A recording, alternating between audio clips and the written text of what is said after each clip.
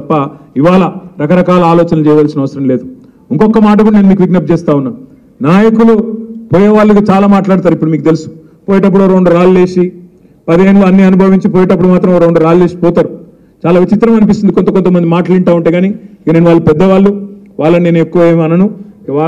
వాళ్ళ విజ్ఞతగా వదిలేద్దాం, కాలం అన్నిటికీ సమాధానం చెప్తుంది.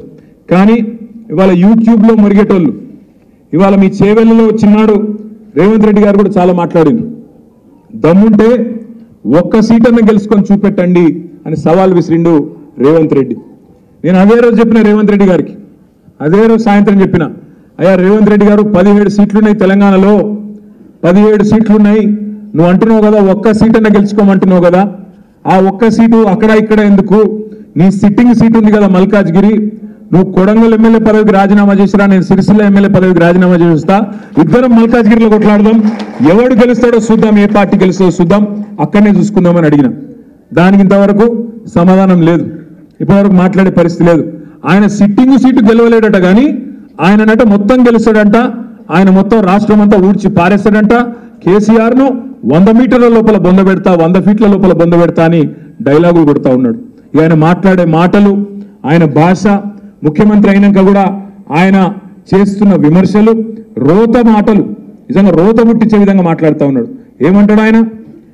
కొడకల్లారా, నా కొడకల్లారా, చీరేస్తా, మెడల పేగులు వేసుకుంటా అంటాడు. ముఖ్యమంత్రి అంటే కూడా మెడల పేగులు వేసుకొని తిరుగుతాడే, మెడల పేగులు వేసుకుంటాడు. పోటీ కొట్టేటోను ఆయన ముఖ్యమంత్రి, పోటీ కొట్టేటోను నాకు అర్థం కాదు. మెడల పేగులు వేసుకొని తిరుగుతా అంటాడు.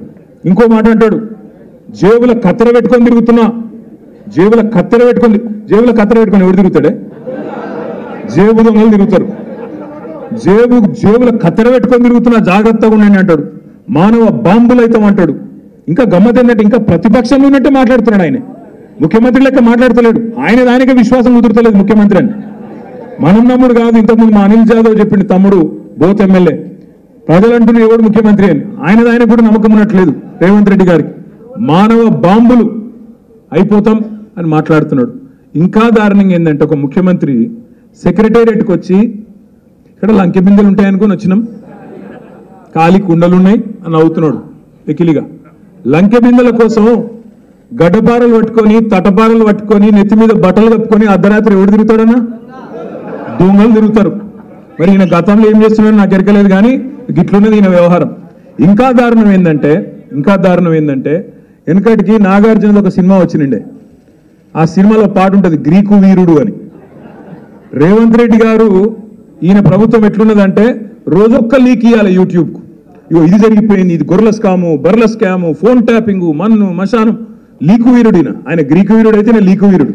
రోజొక్క లీకు, ఇదో లీకు అదో లీకు, అదయిందంట, 10 లక్షల ఫోన్లు ట్యాప్ అయినాయంట, అదయిందంట. అయ్యా నువ్వే అధికారంలో ఉన్నావుగా స్వామి, దమ్ముంటే ఎవరి మీద చర్య తీసుకుంటావో తీసుకో, ఎవరిని లోపల వాడేస్తావో పాడై, ఏం విచారణ చేస్తావో చెయ్యి. కానీ నువ్వెందుకు చేస్తున్నావు ఇదంతా మాకు తెలుసు. ఎందుకు? ప్రజలు రైతు బంధు అడగొద్దు, కరెంట్ ఏమైందని అడగొద్దు, కింటాల్కు 500 బోనస్ అన్నావు అదేమైందని అడగొద్దు, 2 లక్షల రుణమాఫీ ఏమైందని అడగొద్దు, ఆడపిల్లలు 2500 రూపాయలు ఏమైందని అడగొద్దు, ముసలోళ్ళు 4000 రూపాయలు ఏమైందని అడగొద్దు. మళ్ళీ అడగొద్దంటే ఏం చేయాలి? రోజొక్క స్కామ్ బయటికి తేవాలి, రోజొక్క ఫోన్